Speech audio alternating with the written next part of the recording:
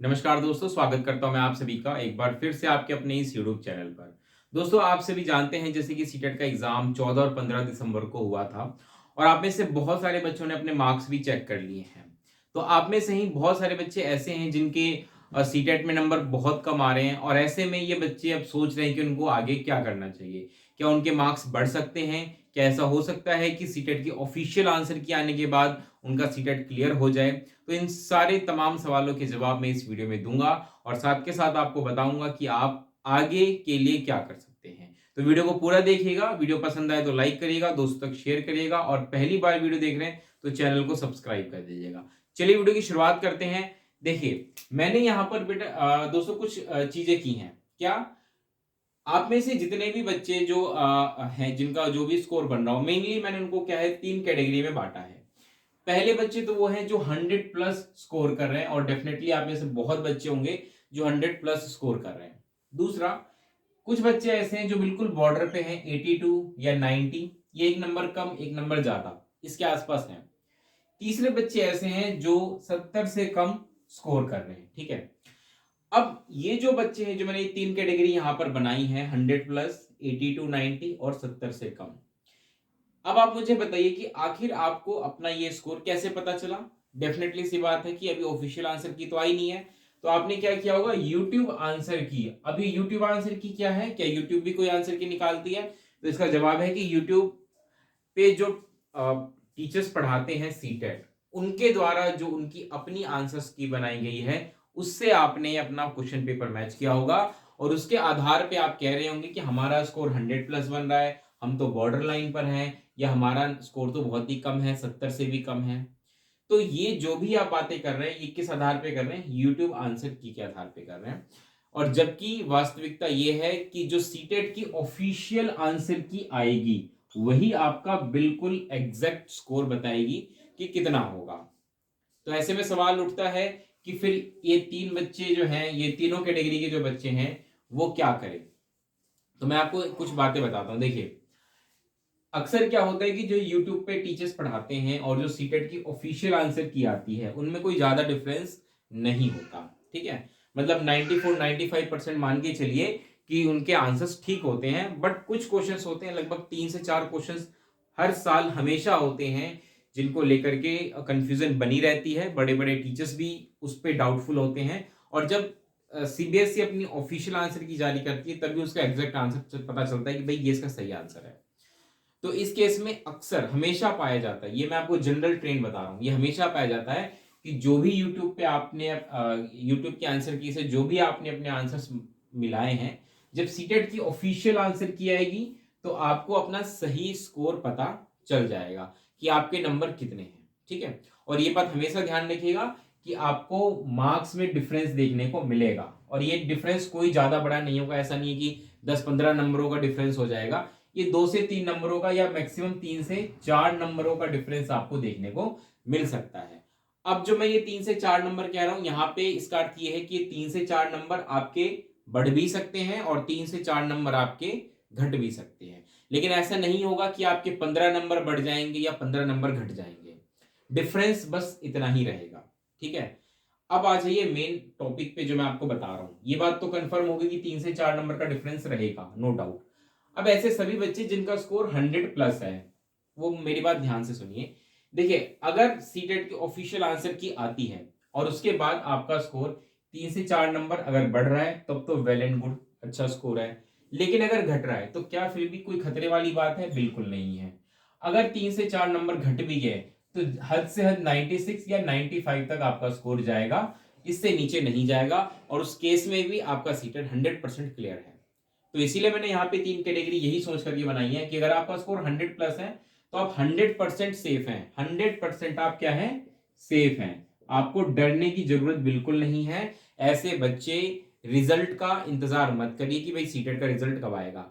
आपके सामने इस वक्त जो भी वैकेंसीज हैं आप उसमें अप्लाई करें और तैयारी करें। कुछ वैकेंसीज जैसे मैं आपको बता देता हूं, जैसे मैंने यहाँ लिखा है कि प्रिपेयर फॉर अदर एग्जाम्स, क्योंकि आप 1 से 1.5 महीना अपना इंतजार में लगाएंगे कि भाई रिजल्ट आएगा तब मुझे कंफर्म होगा, तो मैं यहीं पे कंफर्म कर देता हूं जिनका स्कोर 100 प्लस है वो अदर एग्जाम्स की तैयारी शुरू कर दीजिए। अब मैं आपको वो एग्जाम्स बता रहा हूं जो बहुत बड़े लेवल पे होंगे और उसमें आप अच्छे से तैयारी करेंगे तो आपका सिलेक्शन हो जाएगा। सबसे पहली वैकेंसी जिसकी आप तैयारी करें वो है बीपीएससी टीआरई 4। टीआरई 3 तक प्रोसेस कंप्लीट हो चुका है और ये 100% श्योरिटी है बीपीएससी टीआरई 4 आएगा। और उसमें वैकेंसी मतलब मान के चलिए टोटल वैकेंसी बताऊं तो लाखों में होंगी, लेकिन प्राइमरी टीचर की वैकेंसी आपको उसमें लगभग 30 से 35 हजार के बीच जरूर देखने को मिलेगी। तो ऐसे सभी बच्चे बिल्कुल अपनी तैयारी शुरू कर दीजिए बीपीएससी टीआरई 4। आपका सबसे पहला टारगेट ये होना चाहिए। दूसरा जो मैं आपको बताऊं वो ये है केवीएस, केंद्रीय विद्यालय संगठन। इसकी वैकेंसी आपको 2025 के स्टार्टिंग क्वार्टर में, starting quarter in the sense अप्रैल तक या मार्च तक आपको इसकी वैकेंसीज देखने को मिलेगी। ठीक है, केवीएस की वैकेंसी भी इस बार आएगी, 100% आएगी। तो आप इसकी तैयारी शुरू कर दीजिएगा। और तीसरी जो सबसे बड़ी वैकेंसी आपको देखने को मिलेगी होगी DSSB, यानी कि दिल्ली में जो टीचर्स होते हैं प्राइमरी टीचर्स, इनकी वैकेंसीज आपको यहाँ देखने को मिलेगी। तो ये 3 बड़ी वैकेंसीज हैं, इनकी आप तैयारी शुरू कर दीजिए। इसके अलावा और भी वैकेंसीज हैं जैसे EMRS या AESS आपने सुना हो, इनकी भी वैकेंसीज आएगी। राजस्थान में जैसा कि अभी रीट चल रहा है तो वहां पे तो आपको रीट देना पड़ेगा, उसका सीटेट से इतना कोई लेना देना नहीं है। ठीक है, तो आप इन सारी वैकेंसीज के बारे में सोच सकते हैं और आप इनकी तैयारी शुरू कर सकते हैं। तो ये तो वो बच्चे हो गए जिनका स्कोर 100+ है, वो इन बातों का ध्यान रखें और अपनी आगे की स्ट्रेटजी इस हिसाब से बना लीजिए। अब मैं आता हूं दूसरे बच्चों पे जो बिल्कुल बॉर्डर लाइन पर है, मतलब 82। आपको पता होगा ये क्वालिफाइंग मार्क्स होता है 82। जो रिजर्व कैटेगरी होते हैं, जो SC ST या OBC वाले हो गए, ये उनके स्कोर होता है और ये जनरल वालों का होता है। तो यहाँ पर अगर आप देखें तो ये बिल्कुल क्वालिफाइंग मार्क्स पे हैं। ठीक है, मतलब अगर इनके नंबर 1-2 नंबर बढ़ भी गए तो अच्छी बात है, लेकिन अगर घट गए तो समस्या इनके लिए हो जाएगी। तो इसीलिए मेरे सजेशन इन बच्चों को रहेगा कि आप तो बिल्कुल वेट करें रिजल्ट का। ठीक है, आप देखिए, आप ये आप में से कुछ बच्चे होंगे जो कहेंगे कि भाई वेट क्यों करना, अगर हमारे स्कोर बढ़ता है तब तो हमारा सीटेट क्लियर हो जाएगा, हमारा 1-1.5 महीना खराब हो जाएगा, तो क्यों ना हम भी तैयारी शुरू कर दें।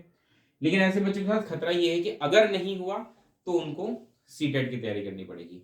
तो ऐसे सभी बच्चों को मेरा सजेशन रहेगा कि आप रीट की तैयारी शुरू कर दीजिए। ठीक है, जिन बच्चों के स्कोर 82 या 90 के बीच हो रहा है वो अपना रीट की तैयारी शुरू कर दीजिए। क्योंकि आपको पता होगा अभी रीट के एप्लीकेशन चल रहे हैं, इसका एग्जाम फरवरी में होगा और जल्दी वैकेंसीज भी आएंगी। तो आप सारे बच्चे या तो वेट करें आप, क्योंकि अभी कंफर्म नहीं है, कुछ भी हो सकता है। ठीक है, मार्क्स घट भी सकते हैं, बढ़ भी सकते हैं, और ऐसे में क्या है कि खतरे की घंटी बनी हुई है। तो ऐसे सभी बच्चे या तो रिजल्ट का वेट करें आप, अदरवाइज आप इसमें से रीट की तैयारी शुरू कर सकते हैं। अब मैं आता हूं इन तीसरी कैटेगरी वाले बच्चे पे, वो है जिनका स्कोर 70 से कम है। अब 70 से कम होने का मतलब ये है कि भाई देखिए, जैसे कि मैंने आपको बताया कि इनकी ऑफिशियल आंसर की में 3 से 4 नंबर का डिफरेंस होता है। तो अगर 3 से 4 नंबर, मैक्सिमम 5 नंबर भी बढ़ते हैं, तब भी आप कितना स्कोर कर लेंगे? 75। इससे ज्यादा क्या स्कोर कर पाएंगे? ठीक है, अब ऐसा कोई चमत्कार तो होगा नहीं कि भाई सीधा 20 नंबर आपके बढ़ जाएं और 20 नंबर बढ़ के 90 हो जाए। क्या ऐसा पॉसिबल है? नहीं, इतना डिफरेंस नहीं होता।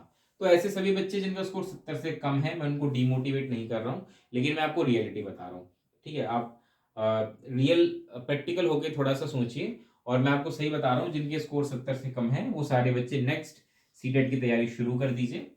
और नेक्स्ट सीटेट भी आपको इसका जल्द ही देखने को मिलेगा। जहां तक मेरा अनुमान है, इसका आपको नोटिफिकेशन हो सकता है मार्च में देखने को मिल जाए। जो नेक्स्ट सीटेट है उसका नोटिफिकेशन आपको हो सकता है मार्च में देखने को मिल जाए। तो ऐसे सभी बच्चे जिनका स्कोर 70 से कम है वो अगले सीटेट की तैयारी शुरू कर दीजिए। ठीक है, और ऐसे सभी बच्चे जिनका स्कोर 70 से कम है वो भी बच्चे अपना रीट के लिए अप्लाई कर सकते हैं। तो रीट और सीटेट आप दोनों की तैयारी एक साथ शुरू कर सकते हैं, लेकिन हाँ, आपको टाइम वेस्ट नहीं करना, बिकॉज टाइम इज एवरीथिंग। ठीक है, टाइम को बिल्कुल भी वेस्ट मत करिए। देखिए, हो जाता है, हम सबकी परिस्थितियां हमेशा एक साथ नहीं रहती, एक जैसी नहीं रहती हैं।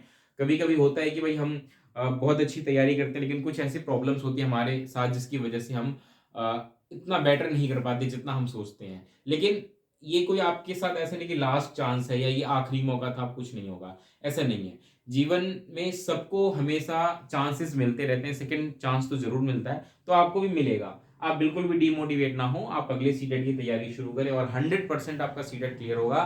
बस आपको अपनी मेहनत जैसे आप अभी तक करते आ रहे हैं उसी प्रकार से करनी है। ठीक है, उसमें आपको कोई बेईमानी नहीं करनी है। अपनी मेहनत आप जैसे अभी तक करते आए हैं बिल्कुल वैसे ही करिएगा, आपका सीटेट 100% क्लियर होगा। ठीक है, इस वीडियो को मैं यहीं समाप्त करता हूँ। उम्मीद है कि आपका जो महत्वपूर्ण क्वेश्चन था कि जिनका स्कोर 70 से कम है वो क्या करें, वो आप इस पूरी वीडियो को देखकर समझ गए होंगे। ठीक है, मैंने सभी के लिए बात कही है, कुछ ना कुछ बात मैंने सभी के लिए कही है, लेकिन ये है कि हाँ, आप अब अपने इस हिसाब से जो है प्लानिंग कर सकते हैं कि आगे आपको क्या करना है। इस वीडियो को मैं यहीं समाप्त करता हूँ, मुझे आज्ञा दीजिए। मिलते हैं दोस्तों अगली वीडियो में। ये वीडियो कैसी लगी जाने से पहले जरूर बताइएगा, लाइक कर दीजिए या कमेंट करके बता दीजिए, साथ के साथ चैनल को सब्सक्राइब करके बेल आइकन दबा दीजिए। मिलते हैं अगली वीडियो में दोस्तों, तब तक के लिए नमस्कार, धन्यवाद।